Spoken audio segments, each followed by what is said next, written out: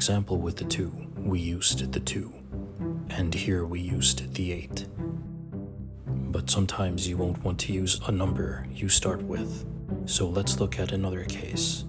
4 squared gives you 16. We just passed 8, so it can't be 4. It will have to be a different number. Think of another number that can go into both bases. 2 to the second power is 4. 2 to the third power is 8. So the number here can be 2. Put 2 squared in parentheses and write the x out here.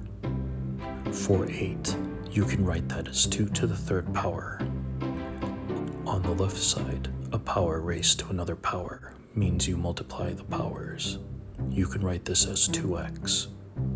Now we're at the step where we have the same base on both sides.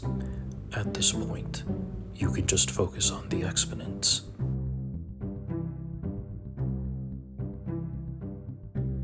Divide this by 2 on both sides, and you get the answer. X equals 3 over 2.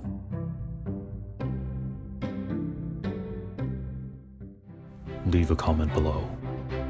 Subscribing is free.